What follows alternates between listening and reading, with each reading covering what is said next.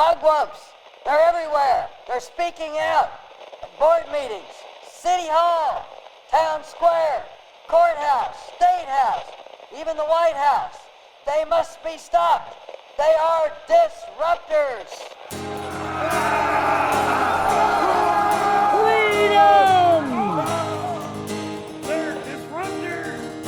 Welcome, everyone, to Mugwump Media. Welcome to Disruptor Central. Hello, Kevin. Hello, Juanita. We have had a crazy week, folks. If I start coughing or if I get a very husky voice in a strange way, it's been because we have been recuperating from a weird summer illness. Yeah, Kevin. You look better than you did yesterday. Well, I look better every day right now. Looked pretty rough just a couple days ago. Yes, you did. Mm-hmm. Both of us did. And we had no voice. We actually had a really, and I can't wait, we've got it rescheduled, but we actually had a really cool interview. You guys will enjoy it. It's on geoengineering of cloud seeding, weather modification, that type of thing. I'm really glad that a sweet lady named Kaylee and Michael from MissouriCleanSkies.org, and Mike Moon was actually the one who set it up, and I think he's going to join us for the interview. But I had not really done a lot of studying on the geoengineering of the weather modification, aerosol injecting. Dabbling. I'm learning all kinds of stuff. Yeah. And, people are always like, that's not real. Well, yes, it is. The head of the EPA just said, yeah, it is real. It's been around for about 80 years, as long as they've had airplanes pretty much and could drop things out of the sky.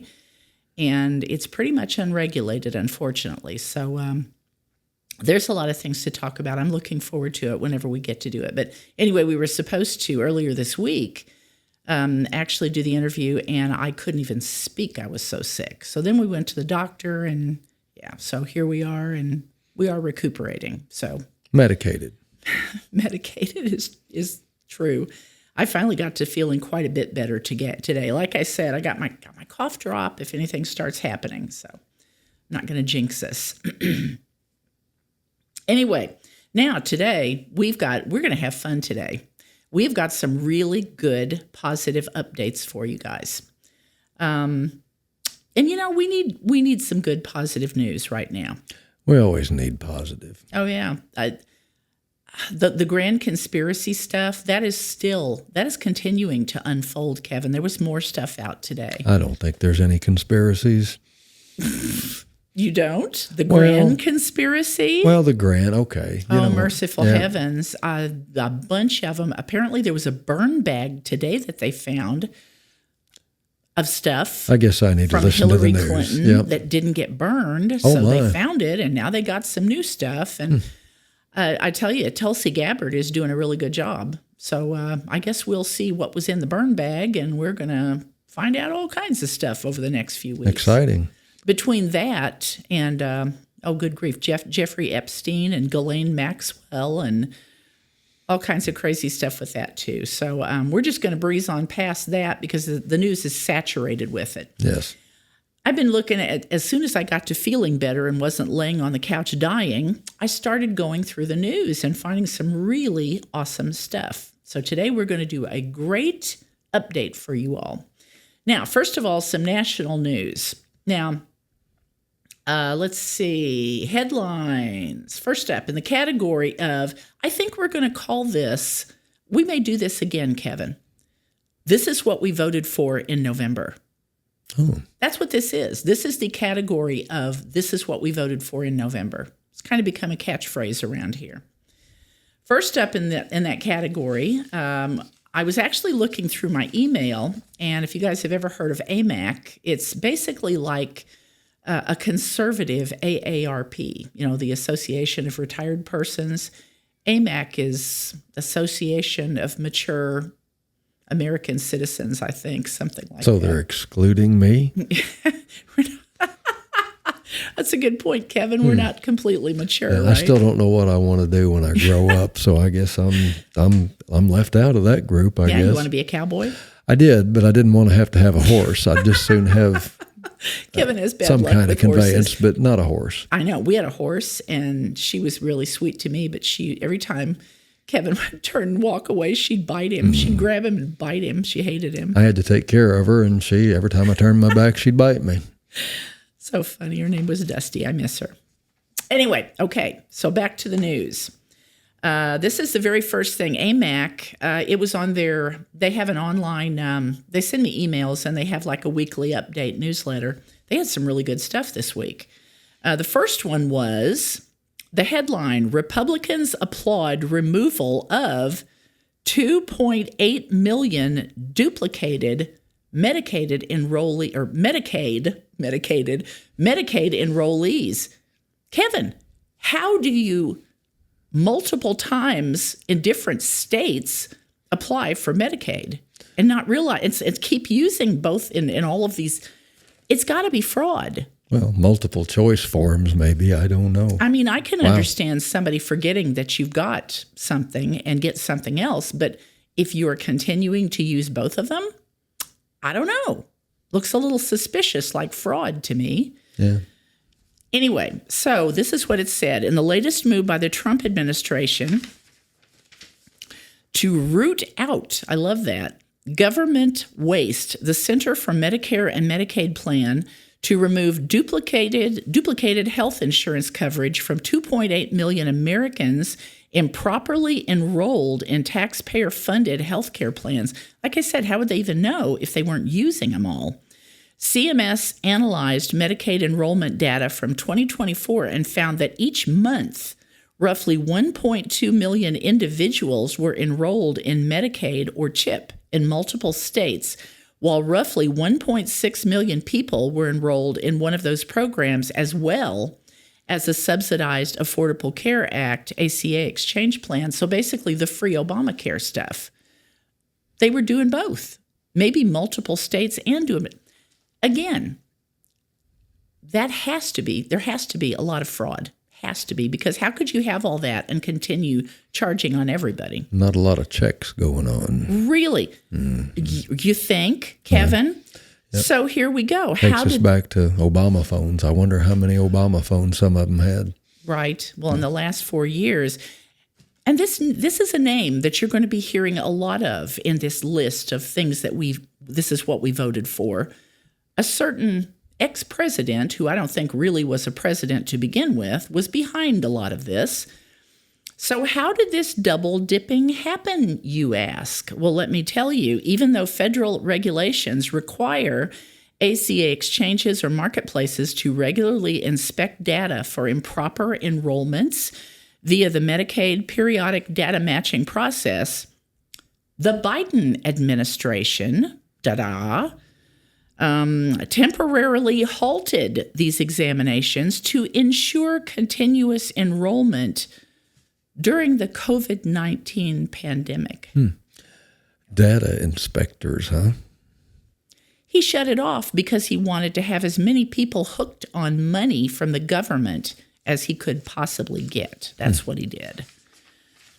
Anyway, they're fixing it. Beginning in early August, CMS will work with states to identify individuals enrolled in multiple programs, thank you, Lord, and fix the duplicate enrollment problem to save taxpayers billions of dollars while minimizing inappropriate coverage loss, CMS Administrator Mehmet Oz promised.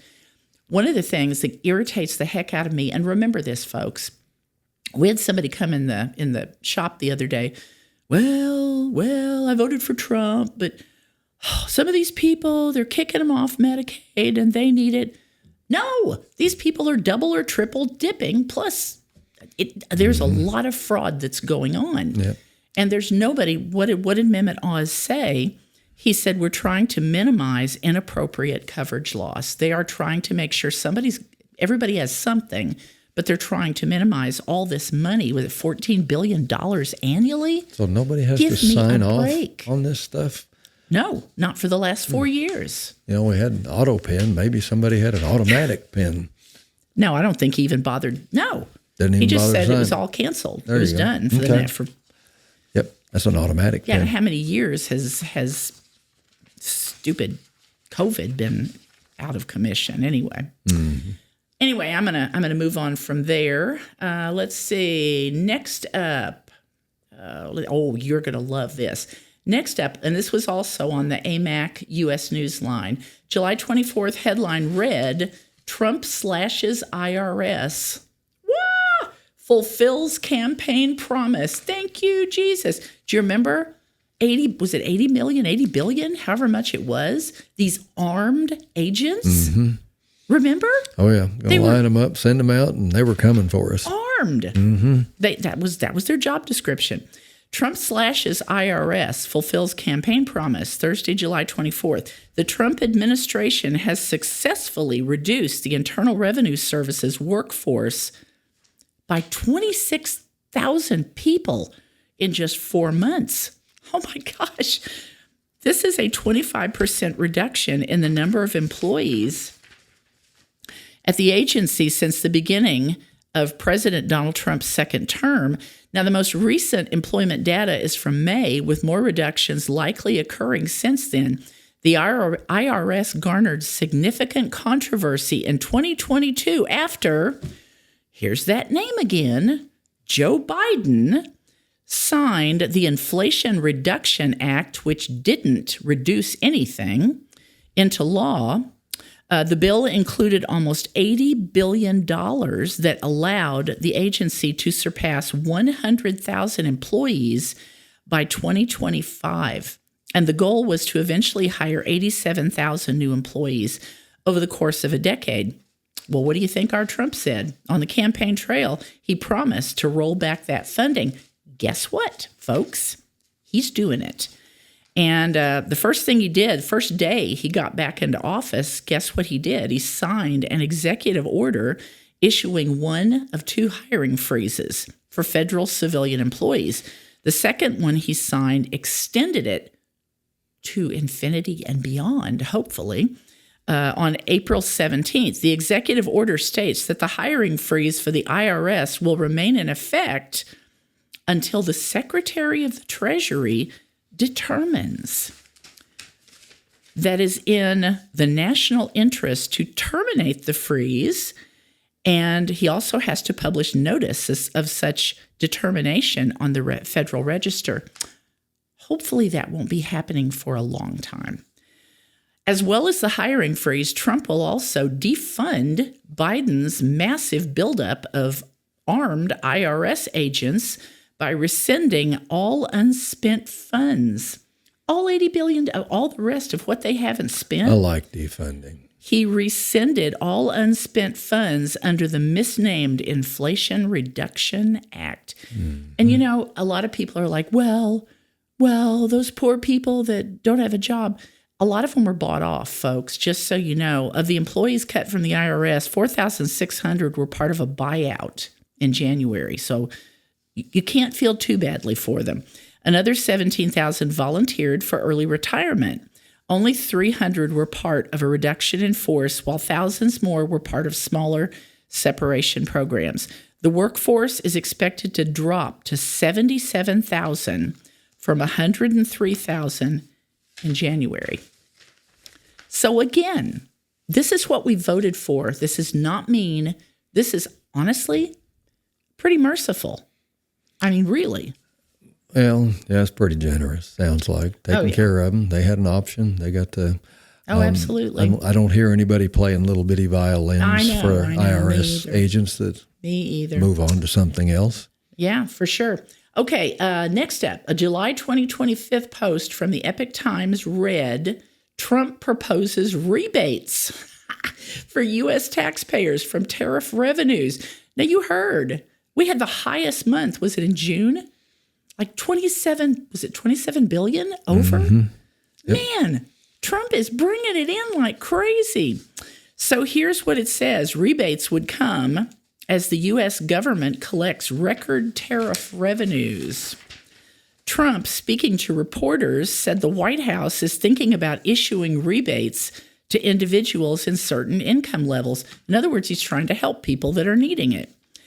We have so much money coming in, we're thinking about a little rebate, the president said. While the primary objective is to pay down the national debt, he believes there may be sufficient funds to provide rebates to U.S. taxpayers. Sufficient funds. Have not heard that term for a while. Check this out, how much is coming in. This was from Scott Bessent. This year, Washington has been generating record tariff revenues. The fiscal year-to-date total is nearly $150 billion. Treasury Secretary Scott Bessent estimates that tariff revenues could reach $300 billion by the end of the year. I'm liking these figures. Me too. And I tell you what, and he's also another thing, and I didn't take time to read this, but another thing from the Epic Times, he's considering eliminating capital gains taxes on houses. I'm telling you, this economy is killing young adults with kids. Yep. Millennials, people that have little kids, they're first-time home buyers. He is grilling Jerome Powell and talking about what an idiot he is, and for not going ahead and lowering interest rates. That's what these young families need. You don't see as many of them vacationing this summer, do you, Kevin? I have not. They're struggling. No. Yep. They're struggling. They need those rates down for their house and car and everything else they're paying on and mortgaging.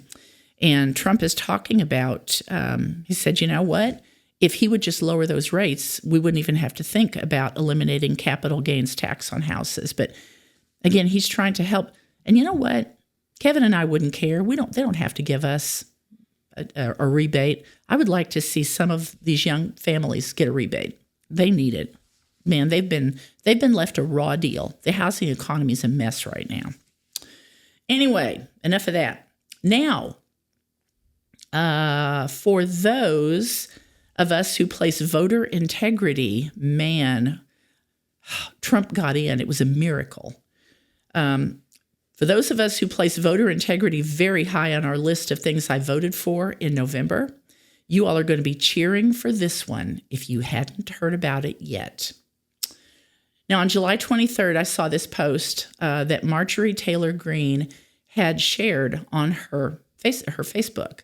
So it was something, it quoted something that she said on the floor of the House, but it was actually from another social media source, but she shared it. Marjorie Taylor Greene just introduced a groundbreaking bill that could totally reshape our elections. It's all about counting only U.S. citizens in the census and requiring proof of citizenship to vote. Folks, our House and Senate numbers are whacked up. They are messed up because for years, these blue states have been counting in their census. They've been counting illegal immigrants. Anyway, I'm going to go on with this. This could lead to massive changes with projections showing Democrats potentially losing 27 congressional seats. Good grief. We've had decades, and especially the past 4 years, of our country basically being invaded with tens of millions of people from all over the world. Americans don't feel like they're represented in Washington, D.C. Boy, isn't that the truth?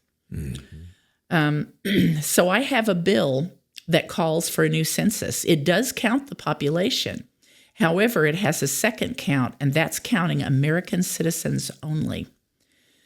The second part of the bill calls for new reapportionment, so district lines would be drawn based on the count of American citizens only. That way, American citizens are represented here in Washington, D.C., and then the third thing my bill calls for is when anyone goes to vote in a federal election, they're required to show proof of citizenship when they show up to vote. And this will drastically change our elections. Mm-hmm. And that's the truth. If nothing else is done other than that, a federal change requiring proof of citizenship, things would change, folks. It would be a game changer. Be nice to be a representative republic again. Oh, yeah. Mm-hmm. Yeah. You'll see states like California lose electoral college votes. You'll see states like California lose House seats, as well as New York and other sanctuary states. I'm sure like they're Illinois. screaming, this is a threat to democracy. I am so sick of people talking about our democracy, our democracy. We're a republic, and we're not being represented. Anyway, we're being represented by Trump from above, and hopefully that will bleed down on everybody else. Last, on the faith front, you all are going to love this. This is great. And we have other things that we need to share. I wanted to make sure we didn't go too long this time, mostly because of my throat. As you can hear, I'm cutting out just a little bit. But also, I want to make sure that it's action-packed, something that you all enjoy, and something that doesn't drag on too long. Let's see. Last on the faith front, on July 29th, the Western Journal published this article. Trump notches gargantuan win for Christians who were banned from sharing their faith. Now, Kevin, do you remember, was it 2 weeks ago or 3 weeks ago? We did an update, and I talked about the IRS. Under Trump, they backed off. There were colleges and churches that had been harassed. They had been told that because of their website, because of various rules and their entering of students into their colleges, that basically they were breaking the law because they were endorsing political activity. So these people had been harassed forever. They quit. They said, nope, we're backing off. Now, the same thing is happening in businesses that are federal businesses. I wonder if it's going to actually be schools and other things too. And work. I wonder. Mm-hmm. Anyway, let's see. It is Trump notches gargantuan win. I love that word. For Christians who are banned from sharing their faith. President Donald Trump's administration, and this was just a few days ago, I think just a couple of days ago, Trump's administration notched another huge win for Americans of faith on Monday, July 28th, announcing that they would be able to share their religious beliefs at work. Be yourself. The memo, the Hill noted, said that federal employees may persuade others why their religious beliefs are correct, and that they would be permitted to display and use items used for religious purposes or icons of a religiously significant nature, including, but not limited to, Bibles, artwork, jewelry, posters displaying the religious messages, and other articles of religion, cups, mugs, glasses, such as crosses, crucifixes, etc., on their desks, on their person, or in their assigned workplaces. The memo went on to clarify that federal workers can not only practice their faith openly at work, but can also encourage their coworkers to participate in religious expressions of faith, such as prayer. They can invite them to church, believe it or not, to the same extent that they would be permitted to encourage coworkers to participate in other personal activities. Sounds like a free republic. Sounds like civil discourse instead of all this crazy, everybody being offended by it. Yeah, personal space, and you can be yourself. Oh, yeah. Trump, the memo said in a quote, is committed to preserving America's unique and beautiful tradition of religious liberty, including with directing the executive branch to vigorously enforce the historic and robust protections for religious liberty enshrined in federal law. Yes. The OPM, which is the U.S. Personnel Management Office, worked with the White House Faith Office. Remember, we talked about that. It's been probably a couple of months ago when we started talking about that. He actually, that came into existence. Trump established it the second month of his presidency, so in February. And he's got an office right down the hall from him. Paula White, his personal minister, his personal pastor. Somebody asked him one time, they said, well, describe your religion, describe your faith, describe who you are. How do you feel? And he said, ask Paula White. Basically, she is somebody who has ministered to him for years. Mm-hmm. He put her in charge because he trusted her. And now all these three-letter agencies, there are persons of faith in each one of them, and they are advocating for us. And for anybody of faith, it's not even going to have to be our exact faith, but for people of faith. Let's see, Andrew T. Walker, and of course, Trump worked with them, the White House office, to produce the memo. Andrew T. Walker, a professor of theology at the Southern Baptist Theological Seminary and a fellow with the Ethics and Public Policy Center, commented on social media. He said, "You don't have to baptize your convictions in secularism to work for the federal government." Amen. Isn't that a great statement? Yes. The new Office of Personnel Management Guidance upholds the obvious.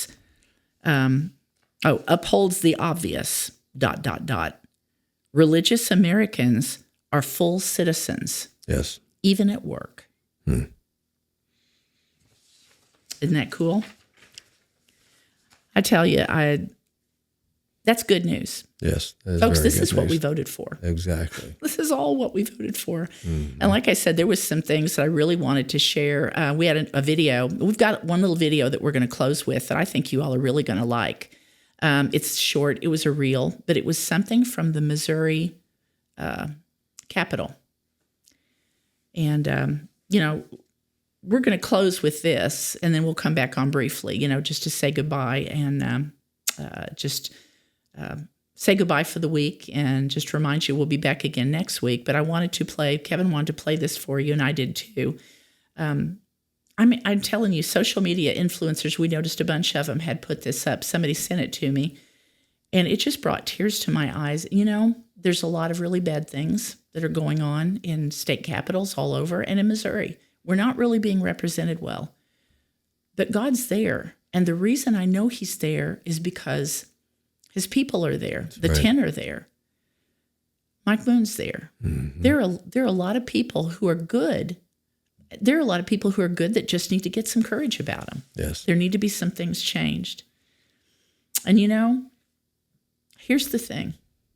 For anybody who's willing to step forward in a place like that and hold up the standard, raise that standard, and to publicly speak the name of Jesus. And in the case of this Christian college, they raised holy hands and voices on that beautiful stairway, and they sang praises to the Most High God. Mm-hmm. And I'm telling you, folks, whenever that's done, the battlefield is softened. Yes. And God is there, and he will work. Prayers. Yes. He will work.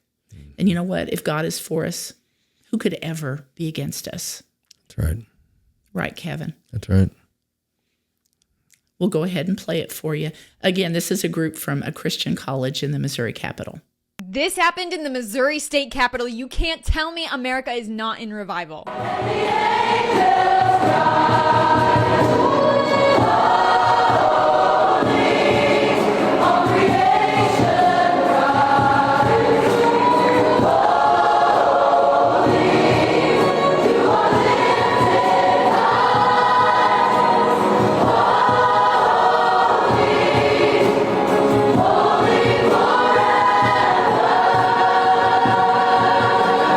If you're thankful for the fire that is spreading around the world, then make sure to follow to see more.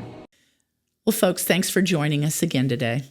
This has been great. I've enjoyed it, Kevin. It's been good. My voice, I didn't even have to get out my cough drop. This is great. And you know what? We're going to be back again next week, and I'm not sure what we'll have. We may have an interview or we may have another update. Good grief, I've got all kinds of good news that we could bring you, and hopefully it will be something that you will really enjoy that'll carry you through the week. And when we come back, we're always going to come back with more conversation, with more information, with more encouragement, hopefully. And we always try to keep you informed. We try to keep you inspired. And folks, always stay independent. Always. God bless.